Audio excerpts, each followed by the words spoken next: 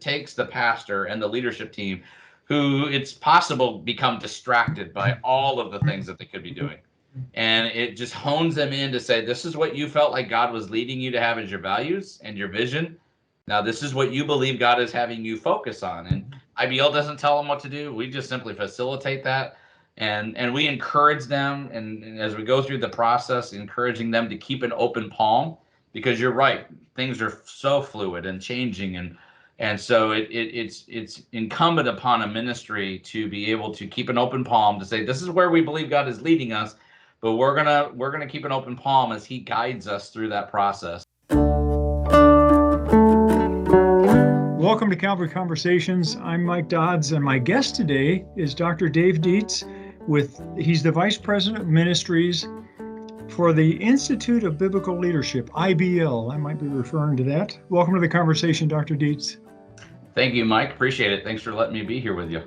Hey, you bet. The purpose of Calvary Conversations is to expose our listeners to significant ministries and significant ministry leaders. And so my conversation today with Dr. Deets is going to be, I think, of special interest for local churches, leaders in Christian organizations, and those that love those organizations and churches. So Dr. Deets, let's begin with you just telling us a little bit about the Institute of Biblical Leadership, what's its purpose, who do you target? Just tell us about your organization. Sure. So we would say it this way, because many people don't know about us or haven't heard about us. We would say that because leaders who honor God don't just come out of nowhere, we come alongside of God's leaders and we help them to take the next steps in order to be the leader God intends them to be. We bring the Bible to bear on the lives of the leader, and we help to give them guidance and direction according to God's word. And we do this through 4 major ministries. We do it through coaching, through consulting, through counseling, and training. And we're committed to serving God's leaders. One of the unique things about our ministry is that we are committed to doing that for no fee, which means that as we come alongside of a church or an organization, we will offer our services to them. And then at the end of the ministry, we'll provide them what is called a cost summary, which is just, this was the expenses that we incurred in coming to serve you.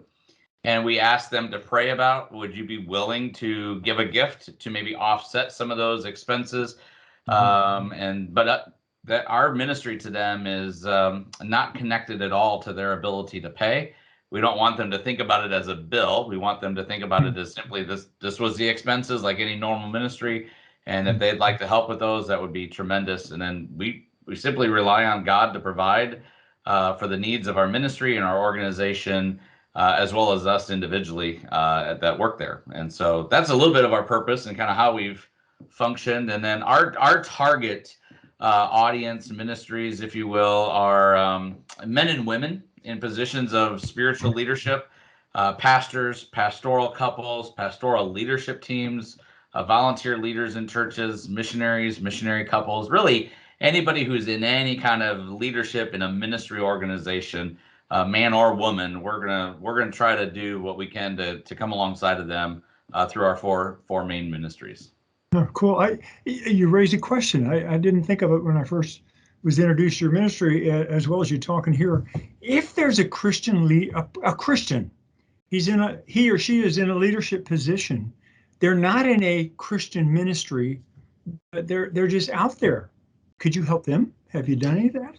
Yeah, we certainly can. I'm trying to think of what some of the scenarios where they would not be part of something, but sometimes you get a guy or a woman, just depending on whatever situation could be, where they were in some form of ministry and they were in some form of leadership, and now they're not necessarily tied to a ministry, and maybe they're just in some ways floundering, if you will, or they're trying to figure out where do they belong and who do they have on their team.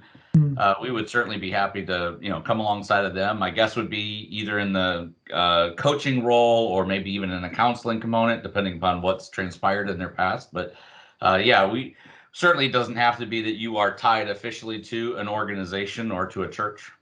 Okay, yeah. So you talked about anybody that wants to lead well and lead following God's wisdom. Yeah, I hear you.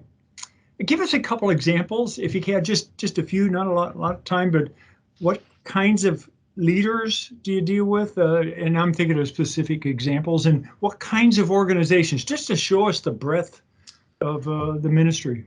Yeah, so we serve across a wide variety of ministries. IBL is not tied into any one particular denominational or fellowship group. We'll try to serve across a wider variety. But when we partner with somebody, and we'll explain probably a little bit later, when we partner with people to do ministry, we're going to be a lot more tight in our doctrinal affiliations with that. But we have served a number of ministries from, groups from the Independent Fundamental Baptist world to Southern Baptist to IFCA to we've even been able to serve into some of the Presbyterian churches, although that's a little rare because of more of their ecclesiastical Right. setup there. But churches that have been in crisis, we've been able to help them. So a couple of different, a couple of different opportunities that we've been able to work with, and a couple of different churches and ministries that we've been able to do. We recently, this past year, served a church plant that planted about 5 years ago, Mm. and they began to grow, and they kind of reached a new stage, plateau, if you will, of ministry. And they just really kind of, as the church had really grown from its nucleus, they felt like they needed to kind of reevaluate who they were, what they were doing, where they were going for Mm. the next season of their ministry.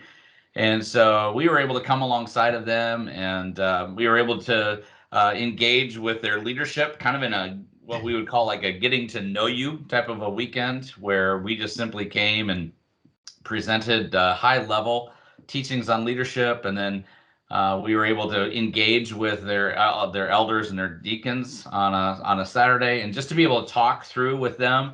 Some of the challenges, they weren't really having a lot of dysfunctional issues, but just kind of stubbing their toes, so to speak, trying to figure out, as the team was growing, as the church was growing, and they're trying to figure out how to navigate all that. And so we were able to give them a few tools just as a leadership team in order to better equip them to handle interactions and relational challenges that they were having.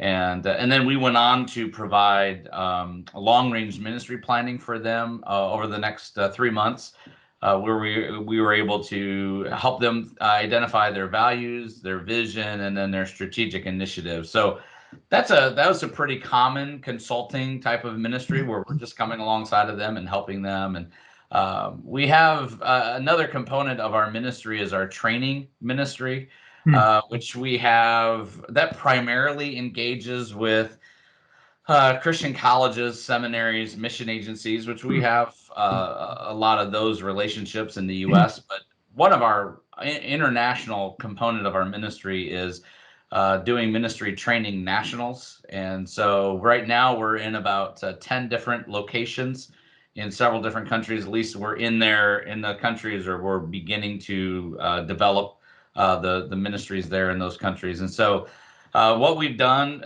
primarily Kenya is kind of our prototype that we're using. And so we've come alongside of some nationals in Kenya, in Nairobi, Kenya specifically.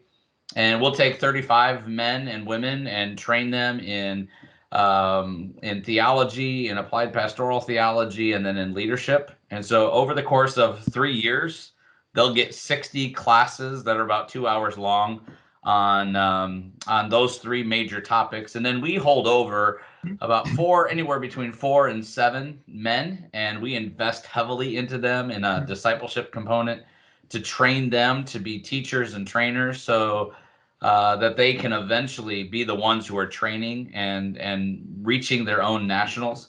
And so we'll do that for 3 sets of 3 years. And so each of those sets, those men are learning how to grow in their own leadership development, and then beginning at the end of that 3 years, that 3-year set, they'll actually be leading and teaching and doing all of the work. And so that lets us get out of the way. That lets us let the national know that he can trust in the sufficiency of Christ and Scripture, and to be able to train his own people and develop them into leadership. So we're doing that around the world. Tanzania, Uganda, Kenya, Vietnam, India, several other places that we're looking at. And so we're we're trusting that over the next decade, we're hoping to train probably some 11,000 or so nationals and raise up about 1,000 or so nationals to be other trainers and disciplers. So those are two kind of varieties of our ministry, along with our coaching and counseling ministries as well.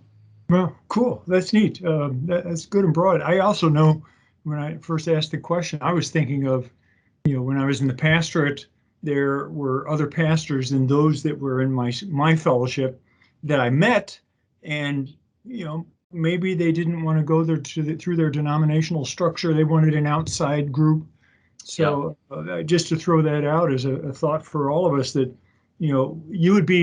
your organization would be willing to talk to people from perhaps a broader theological spectrum. Yeah, absolutely. Even though you're going to come from your biblical mindset. Yeah. I mean, each one of us is probably connected. There's not many of us on staff, but each one of us is going to be connected to a little bit different group. Probably half of us maybe IFCA and half of us maybe Southern Baptist or independent background. But our ministry ability, we try to be as broad as we can. There's obviously limitations to that we would put.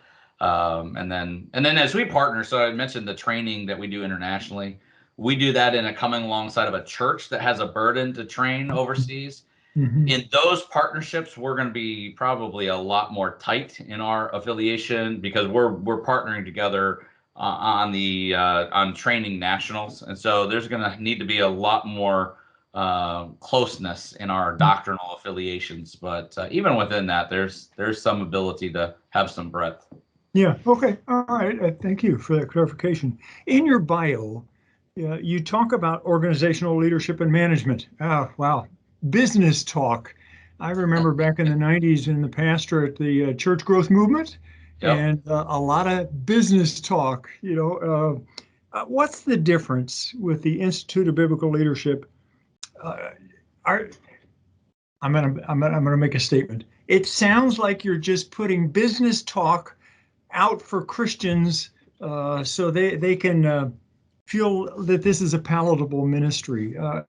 Talk a little bit to that issue. Well, that's a great question, and thanks for asking it. And you're all right. In my bio, it does say that I'm passionate about organizational leadership and management. And just to be clear, that's probably more my passion and hobby, and not so much a tagline of IBL. I don't know how much IBL would own that tagline for themselves, but to me, that can come off as secular, business-based leadership. But for me, in my own passions, my own enjoyment in ministry, I really enjoy helping organizations and ministries think about how they're structured, how they're governed, how they function within that organizational capacity. And I know some guys, and maybe even somebody who's listening to this would have what you kind of echoed in the question. Well, we should just read the Bible and let's just go with it. Well, that's obviously we would say the Bible is sufficient, and that's great. But especially when it comes to parachurch ministries, how we're structured and how we're functioning, God is a God of design and order. And sometimes ministries have this mindset of, y'all pray for us, we ain't practiced much type of thing. And we're just going to trust that God's going to figure this all out for us. Well, in my own passions and enjoyment, I enjoy coming alongside of organizations and just saying, okay, well, how are we structured? How are we functioning? How are we governing ourselves? And so that's part of the answer. The other part is, as it relates to IBL, I think certainly we would reject a business model. Oftentimes when we do our long range planning, this is often what we hear on the initial meetings, especially with the elders or pastors or deacons or whoever they may be, the leaders that aren't full-time, maybe that are working in the business world. They will often tell us, we weren't really too sure about you guys coming in here because we've seen this stuff in the business world and we don't want it to have a place in the church. Well, I can certainly appreciate that.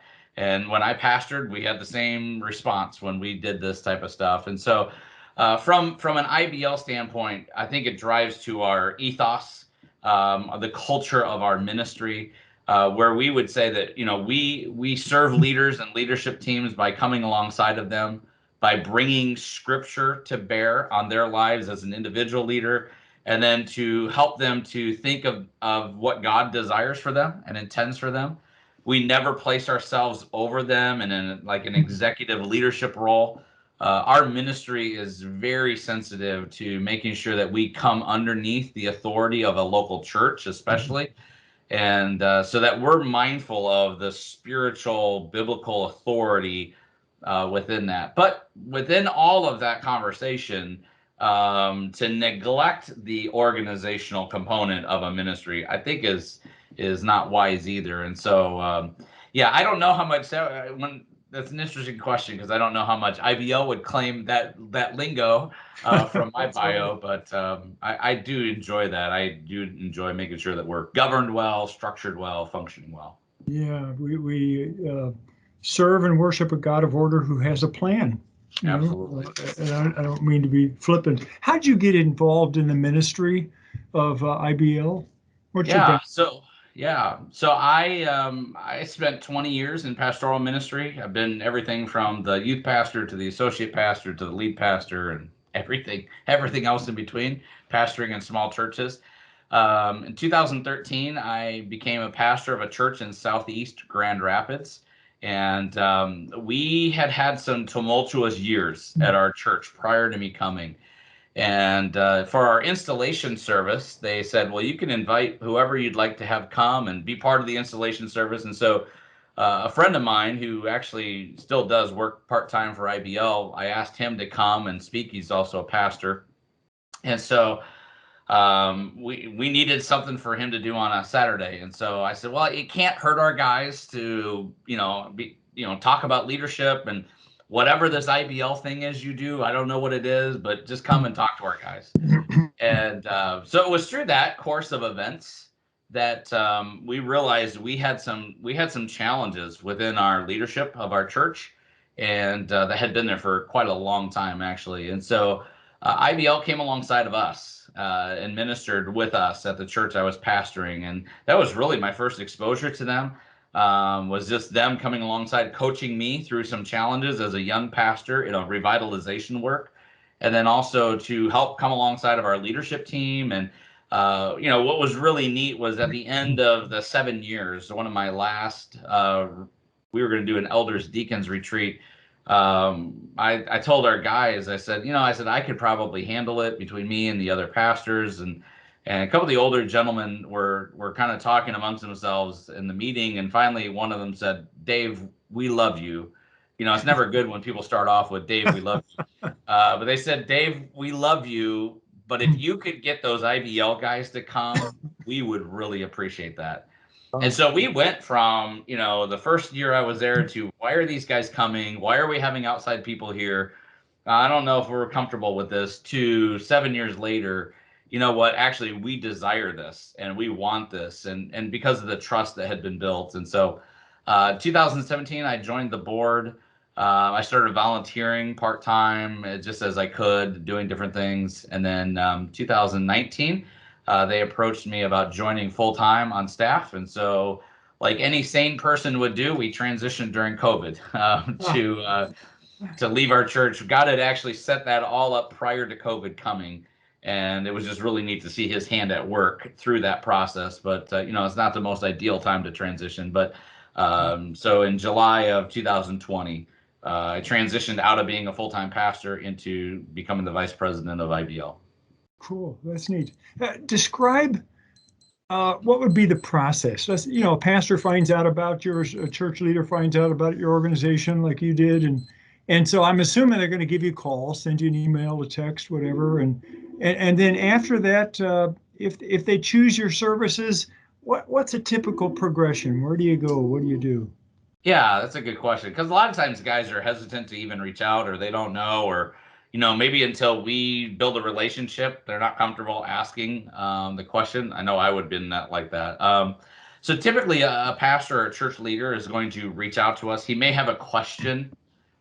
He may be picking up on that there's some challenge or some difficulty. He may know something specific, or things. Sometimes ministries call us because part of what we do probably fits within our consulting type of framework is crisis response to churches that the actual life of the church is in jeopardy. or ministry. And so sometimes they'll call us and they know, hey, we're getting ready to have a vote this Sunday and the church is going to split, so we need help. Well, those are a little challenging because sometimes it's too late for to get involved and help. But sometimes they'll call and they may just they may have some questions. Hey, we're thinking about this or we're thinking about that, or we feel kind of stuck, or maybe they know of specific tensions that exist between them and other leaders, or between the leadership and the congregation. And so typically they're just kind of saying, we're just not really sure what's going on. Just kind of like, you go to a doctor and you say, I don't know, something's just not right. We just don't know what's right. And so a lot of times we certainly begin with a phone call or a Zoom call to be able to say, okay, let's just ask you some questions, kind of doing an informal assessment, trying to figure out if we can pick up on, okay, well, this might be a problem or this might be an issue or whatever the case may be. And then sometimes he's not clear. Sometimes, or he may have a jaded view. That does happen to pastors or to church leaders, where they have a jaded view of the situation. And so if we feel like, there's some other data that we'd like to collect here, we'll offer to do an assessment for them to say, let's just come in. We'll ask you a set of questions just to kind of get a diagnosis of, where's the unity of the team? Where's the vision of the church? Where's the direction going? Are there relational issues that are involved?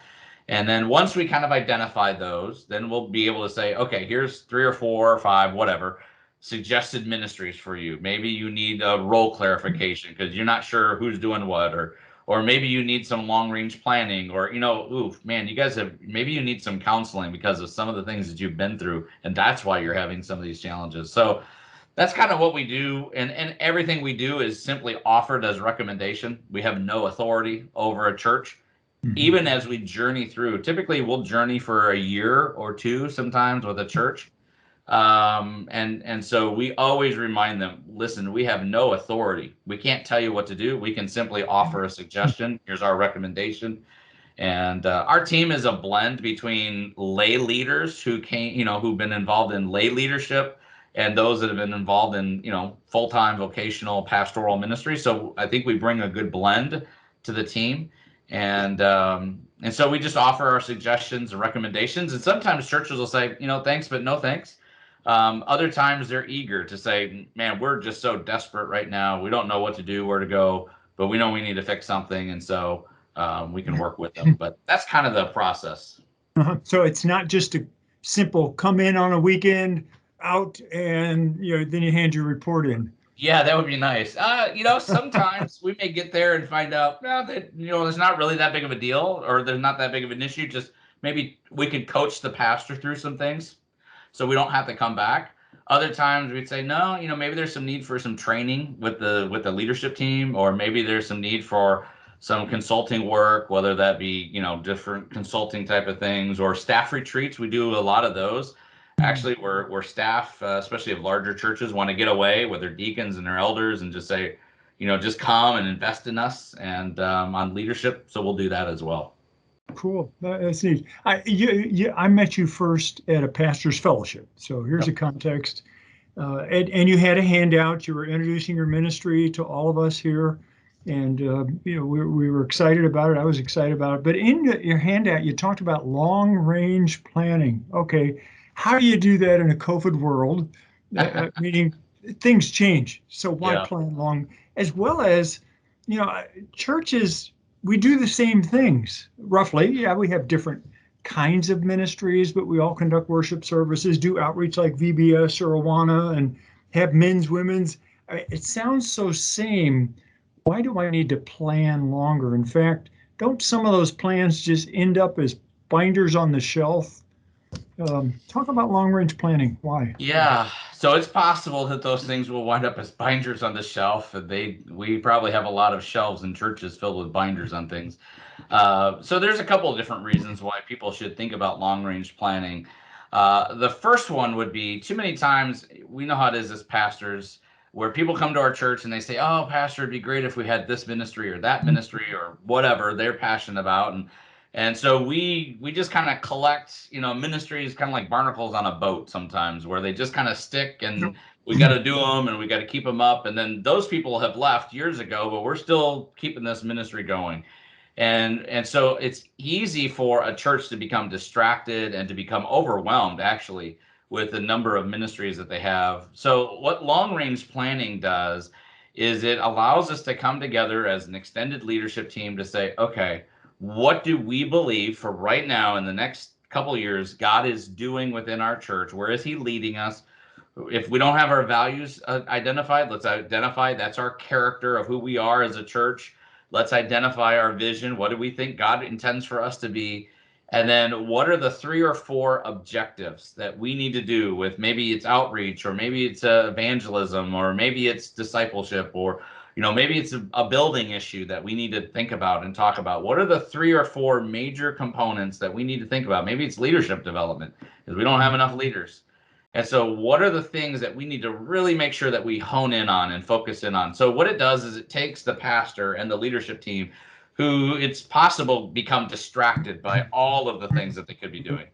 And it just hones them in to say, this is what you felt like God was leading you to have as your values and your vision. Now, this is what you believe God is having you focus on. And IBL doesn't tell them what to do. We just simply facilitate that. And we encourage them, and as we go through the process, encouraging them to keep an open palm, because you're right, things are so fluid and changing, and so it's incumbent upon a ministry to be able to keep an open palm to say, this is where we believe God is leading us, but we're gonna keep an open palm as he guides us through that process. And what helps keep it from becoming a binder on the shelf is, first of all, that church's commitment, the extended leadership's commitment in time and energy and resources to put that plan together. And then second of all, IBL journeys along with them. So, churches that we've done this for, we check in with them every 5 to 6 to 7 months and say, hey, how's it going? What's happening? How are you doing in developing your plans? Where are you at? So they know that this isn't just something, a box to check. This is something that they need to stay focused on, and we'll help them think through that and coach them through that. And we've seen good success with churches staying focused with this. And it really provides unity for the church, provides unity for the extended leadership to be able to focus on, here's what we know God wants us to. There's 1,000 things a church could do that are great. Right. But they can't do 1,000 things. Here's the 3 or 4 things we're really going to hone in on, and just help guide them through that. Yeah, trying to do too many things and maybe not what God's calling us to do. Wow, Dave, too many questions yet. I could still ask, but we're out of time here for today. I really thank you for allowing us to introduce your ministry to our people and that listen to Calvary Conversations. How could someone contact you? What would be the best way for someone to take the conversation a little further? Yeah, so they can send me an email. It's Dave D. So it looks like David, except with an E instead of an I. So Dave D at iblministry.org. They could reach out to me via email, or you can reach out via phone. 616-482-9101 is my phone number. And you can certainly text or call. And then visit our website, iblministry.org. That has an extensive amount of information on just the heart and philosophy of our ministry. And then I'll just mention briefly, we do have this. It's a side-by-side publication that we put out. It's got articles on leadership. We put it out probably 4 times a year. And so if you would like to have that, just let me know. Hey, I'd love to get this. It's free of charge. We'll be happy to send it to you. This latest one happens to highlight our Kenya ministry. And so we'd be happy to send that to you. But you go to iblministry.org. That's going to be able to give you any of the information you really need. So. Right. And for our listeners, we're going to put all that information that Dave just mentioned on our website with this video link. Well, Dave, thanks so much, Dr. Deets, for your time today. Thanks, Mike. I really appreciate it. And thank you for the opportunity to speak with you today.